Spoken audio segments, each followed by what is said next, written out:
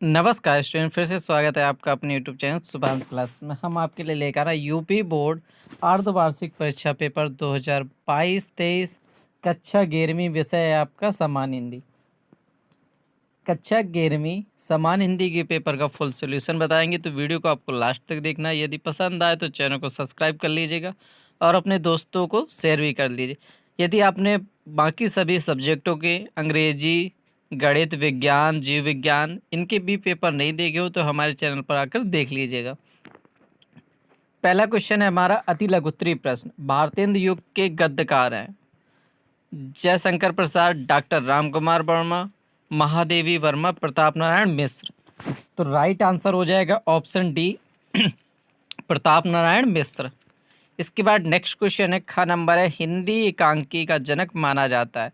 Option दिए गए हैं जयशंकर प्रसाद, डॉक्टर राम कुमार वर्मा, किशोरी लाल गोस्वामी, राधा कृष्ण दास। तो राइट आंसर हो जाएगा option B doctor Ram Kumar Verma.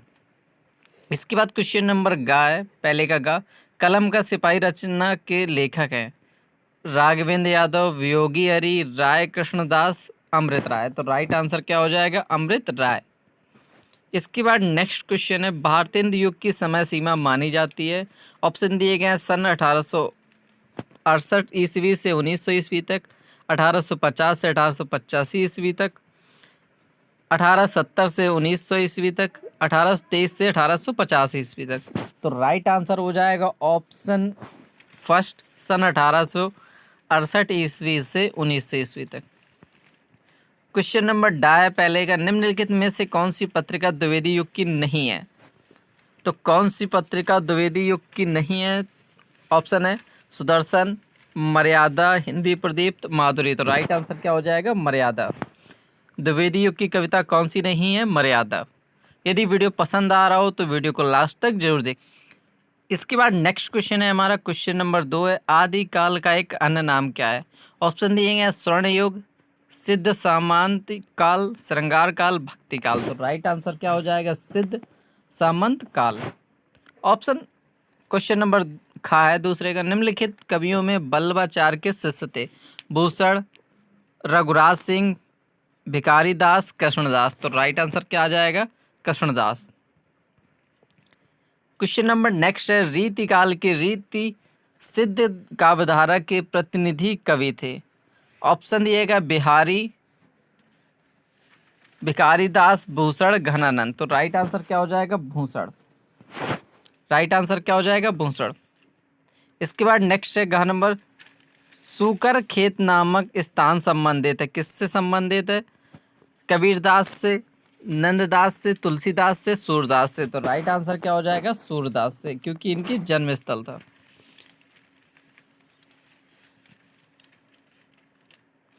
Question number डाय शिवा बावनी के रचनाकार हैं तुलसीदास, भूषण, जगन्नाथ, मैथिली शरण गुप्त। तो राइट आंसर क्या हो जाएगा? भूषण। इसके बाद नीचे दिए गए लघुत्तरीय प्रश्न है। तीसरा क्वेश्चन, नीचे दिए गए गद्दावतों के आधार पर नीचे लिखे प्रश्नों के उत्तर देना। आचरण भी हिमालय की तरह एक ऊंचे कलश वाला मंदिर है। यह वह आम का पेड़ नहीं जिसको मदारी एक क्षण में तुम्हारी आंखों में मिट्टी डालकर अपनी हथेली पर जमा दे। इसके बनने में अनंत काल लगा है। पृथ्वी बन गई, सूर्य बन गया, तारागण आकाश में दौड़ने लगे, परंतु अभी तक आचरण के सुंदर रूप के पूर्ण दर्शन नहीं हुए। कहीं कहीं उसकी अत अल्प छटा अवश्य दिखाई देती है। इसके बाद इसके क्वेश्चन है उपयुक्त गद्यांश का संदर्भ सहित व्याख्या कीजिए, रेखांकित अंश की व्याख्या कीजिए। तो ये सारे क्वेश्चन आप अभी देख लीजिए, इसके बाद हम सारे क्वेश्चनों के आंसर बताएंगे। तो पहले आप लॉन्ग क्वेश्चन देख लेते हैं, फिर इन क्वेश्चनों के आंसर बताएंगे। इसके अथवा का है महामहिम भगवान मधुसूदन जिस समय कल्पांत में समस्त लोकों का प्रलय बात की बात में कर देते हैं, उस समय अपनी समधि अनुरागवती लक्ष्मी को धारण करके उन्हें साथ लेकर क्षीर सागर में अकेले ही आ विराजते हैं। इसके भी क्वेश्चन दिए गए हैं, तो ये सारे क्वेश्चन करने हैं। तो हमने आपका खंड इसका का किया है, अथवा का नहीं किया है। इसके बाद नेक्स्ट नीचे दिए गए पदांशों के आधार पर उनके नीचे लिखे प्रश्नों के उत्तर दीजिए। तो कबीर हरी रस यों पिया, बाकी रही न था की, पाका कलश कुम्हार का, बहुरी न चढ़ी चाकी। तो ये इसके क्वेश्चन है, इसके अथवा का क्वेश्चन है आपका, या आप अथवा कर सकते हैं।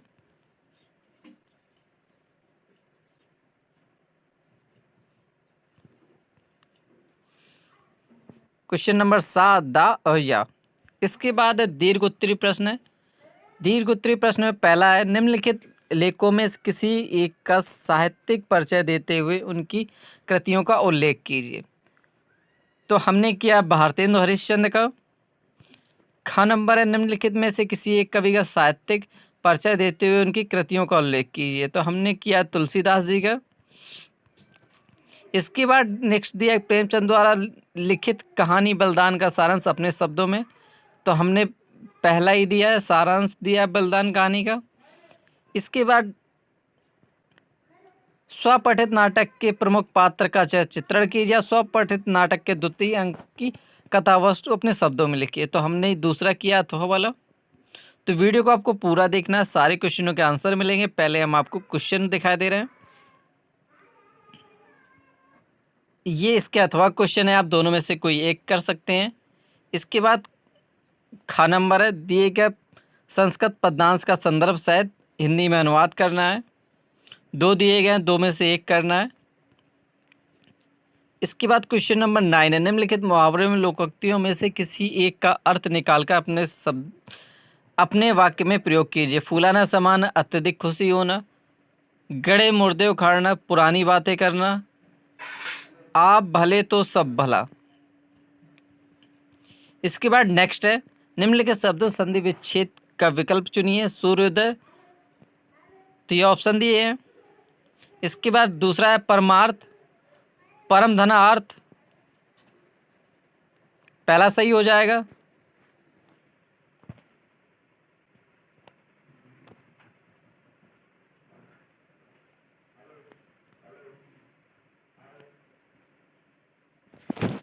सात नंबर सही हो जाएगा।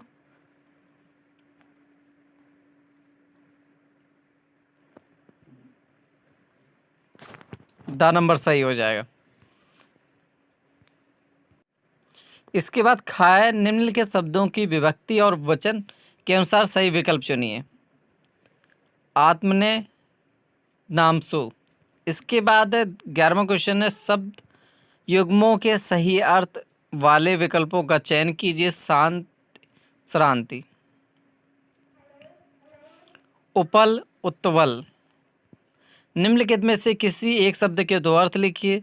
श्रुति, पयोधर, नांग। इसके बाद गाना में निम्नलिखित में से दो वाक्यों का एक शब्द लिखिए जो मर्यादा का पालन करें। मर्यादा पुरुषोत्तम, जो जाना ना जा सके, अनंत, रास्ता दिखाने वाला।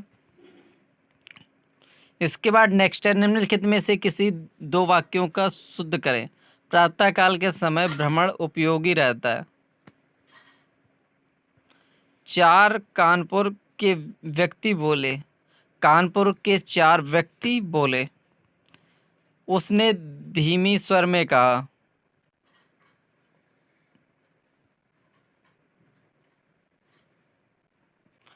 सुरेंद्र नित्य गीता को पढ़ता है। इसके बाद 12वां क्वेश्चन है, श्रृंगार अथवा रासरस की परिभाषा उदाहरण सहित, अनुप्रास अथवा उपमा अलंकार के उदाहरण सहित, हमारे चौपाई अथवा सोरठा छंद का उदाहरण सहित लिखना है। इसके बाद 13वां क्वेश्चन है, किसी इंटर कॉलेज में हिंदी प्रवक्ता पद पर नियुक्ति हेतु कॉलेज के प्रबंधक के नाम एक प्रार्थना पत्र, या उच्च शिक्षा अध्ययन हेतु किसी बैंक की शाखा प्रबंधक को ऋण हेतु एक आवेदन पत्र। कुछ लास्ट क्वेश्चन है, किसी निम्नलिखित एक विषय पर अपनी भाषा शैली पर निबंध लिखना है। देश की प्रगति में विद्यार्थियों की भूमिका, आधुनिक जीवन में संचार माध्यमों का उपयोग, खेलों का जीवन में महत्व, बढ़ती जनसंख्या का हमारे समझ पड़ने वाला प्रभाव, आतंकवाद समस्या एवं समाधान। तो अब हम बताने जा रहे हैं सभी क्वेश्चनों के फुल आंसर, तो वीडियो को आपको पूरा देखना है।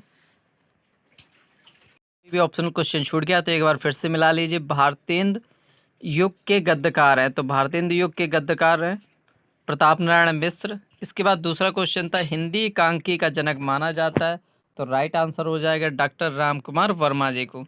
इसके बाद नेक्स्ट क्वेश्चन था हमारा कलम का सिपाही रचना के लेखक हैं, तो राइट आंसर क्या हो जाएगा अमृत राय। भारतेंदु युग की समय सीमा क्या है 1868 से 1900 ईस्वी तक। इसके बाद नेक्स्ट क्वेश्चन है निम्नलिखित में से कौन सी पत्रिका द्विवेदी युग की नहीं है, तो राइट आंसर क्या हो जाएगा मर्यादा। इसके बाद नेक्स्ट क्वेश्चन है हमारा आदिकाल का अन्य नाम क्या है, तो राइट आंसर हो जाएगा सिद्ध सामंत काल। इसके बाद नेक्स्ट क्वेश्चन है निम्नलिखित कवियों में बल्लवाचार्य के शिष्य थे, तो कौन थे कृष्णदास। इसके बाद नेक्स्ट क्वेश्चन है हमारा रीति काल की रीतिबद्ध काव्यधारा के प्रतिनिधि कवि थे, कौन थे बिहारी लाल। इसके बाद नेक्स्ट क्वेश्चन है हमारा ऊ कर खेत नामक स्थान किससे संबंधित तुलसीदास जी से। इसके बाद नेक्स्ट क्वेश्चन है शिवा बावनी रचना है, तो किसकी है भूषण जी की है। इसके बाद नेक्स्ट क्वेश्चन था हमारा तीसरा क्वेश्चन था, तो इसका संदर्भ हो जाएगा प्रस्तुत पद्यांश हमारी पाठ पुस्तक गद्य गरिमा के सरदार पूर्ण सिंह द्वारा लिखित आचरण की सभ्यता नामक निबंध से उद्धृत है। रेखांकित अंश की व्याख्या। रेखांकित भाग में लेखक बताते हैं कि आचरण हिमालय पर्वत की चोटी की तरह ऊंचा होता है। अच्छा आचरण धारण करने में बहुत अत्यधिक समय लगता है। आप अपना आचरण एक दिन में नहीं बदल सकते हैं, इसे बदलने में सालों का समय लगता है। इसके बाद 7 नंबर क्वेश्चन था इसी का श्रेष्ठ आचरण बनने में कितना समय लगता है। श्रेष्ठ आचरण बनने में अनंत काल का समय लगता है। इसके बाद यह नंबर है अत्यल्प छटा किसकी दिखाई देती आचरण की। इसके बाद नेक्स्ट क्वेश्चन है चौथा क्वेश्चन है, आपको ये खुद करना है। यदि आप इसका आंसर पाना चाहते हो तो आपको बस गूगल पर सर्च करना होगा subhansclasses.com। जैसे आप गूगल पर जाएंगे वहाँ पर सर्च करेंगे subhansclasses.com, तो वहाँ मिल जाएगी हमारी वेबसाइट जहाँ से आप इसका फुल PDF सोल्यूशन प्राप्त कर सकते हैं। तो नेक्स्ट है हमारा क्वेश्चन नंबर 5वां है लेखों में से किसी एक लेखक का जीवन परिचय लिखना है, तो भारतेंदु हरिश्चंद्र। हिंदी साहित्य गगन में इंदु भारतेंदु हरिश्चंद्र का जन्म 1850 ईस्वी में काशी के एक संभ्रांत वैश्य परिवार में हुआ था। इनके पिता बाबू गोपाल चंद गिरधर दास ब्रजभाषा में कविता करते थे। इन्होंने 5 वर्ष की अवस्था में एक दोहा रचकर अपने कवि पिता के सुकवि होने का आशीर्वाद प्राप्त किया था।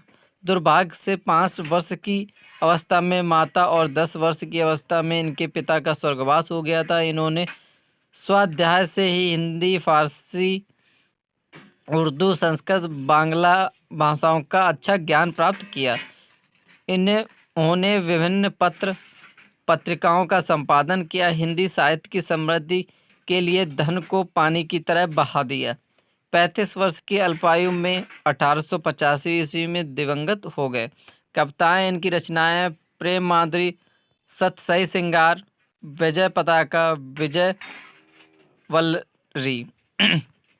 साहित्य में स्थान हरिश्चंद्र ही एकमात्र ऐसे श्रेष्ठ कवि हैं जिन्होंने अन्य किसी भी भारतीय लेखक की अपेक्षा देसी बोली में रचित साहित्य को लोकप्रिय बनाने में सर्वश्रेष्ठ योगदान दिया।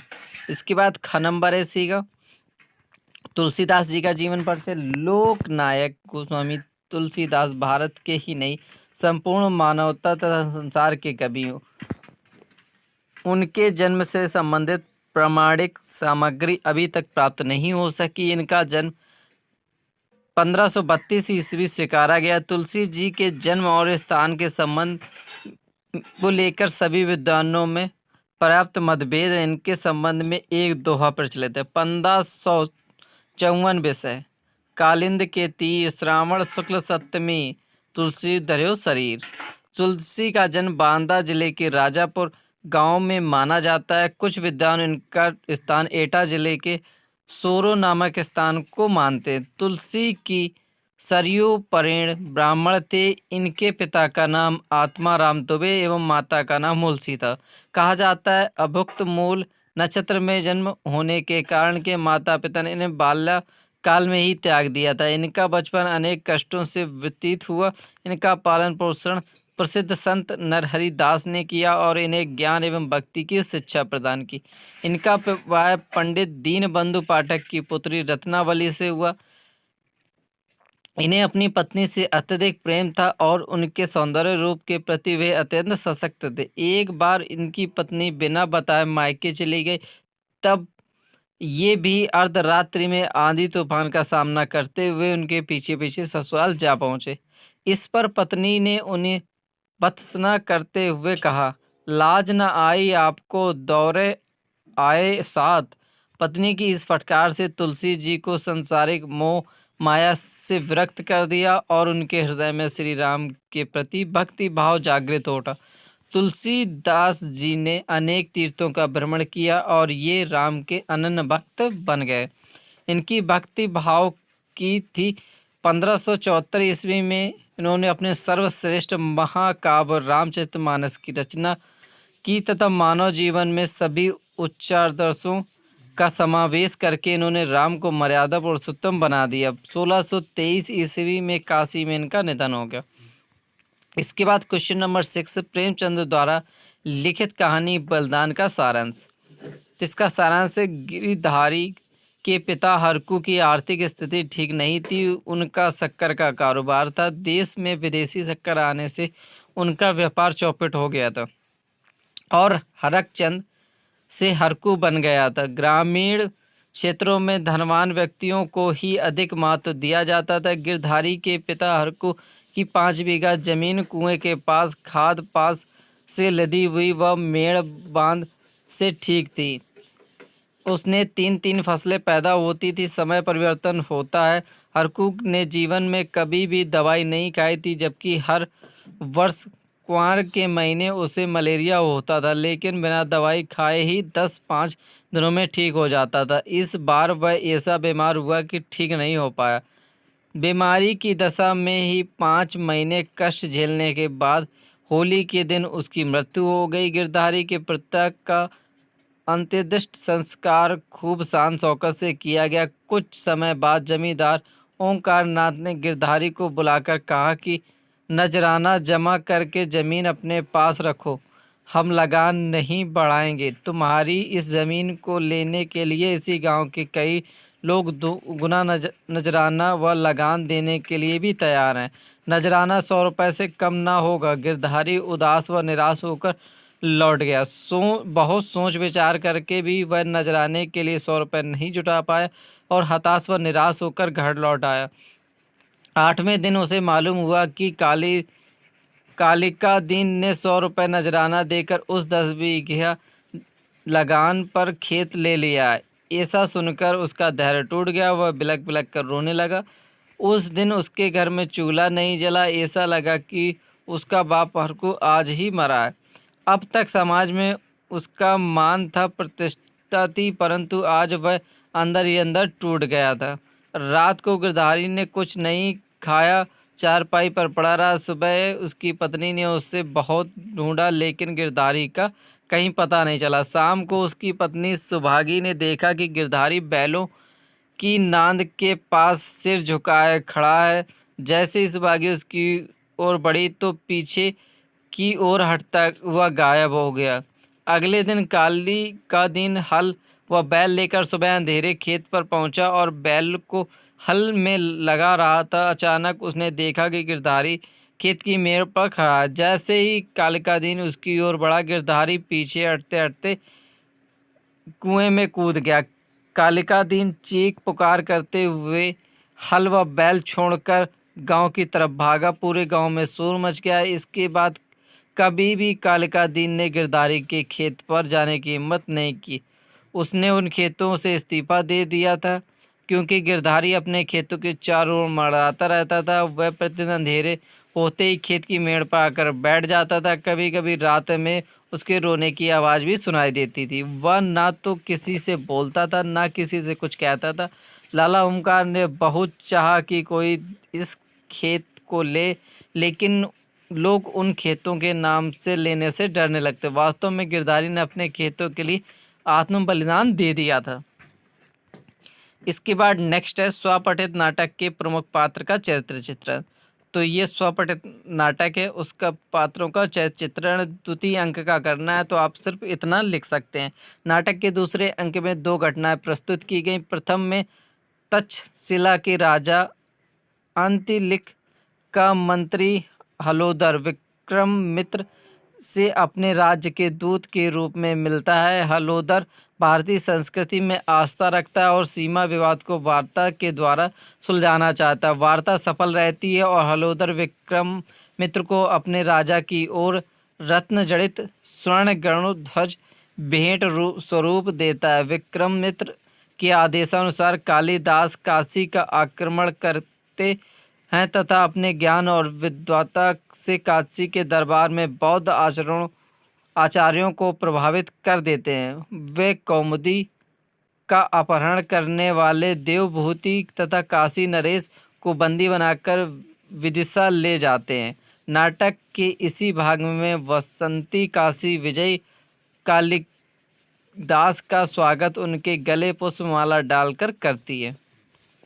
इसके बाद नेक्स्ट क्वेश्चनों के यदि आप आंसर पाना चाहते हो तो आपको गूगल पर जाना है, वहाँ पर सर्च करना है subhansclasses.com। जैसे आप गूगल पर जाएंगे वहाँ पर लिखेंगे subhansclasses.com। गूगल पर जाना है और सिर्फ लिखना है subhansclasses.com, तो वहाँ से मिलेगी हमारी गूगल वेबसाइट, जहाँ से आप इसके बचे हुए क्वेश्चनों का फुल वीडियो सोल्यूशन प्राप्त कर सकते हैं। मिलते हैं नेक्स्ट वीडियो में, तब तक के लिए बाय बाय।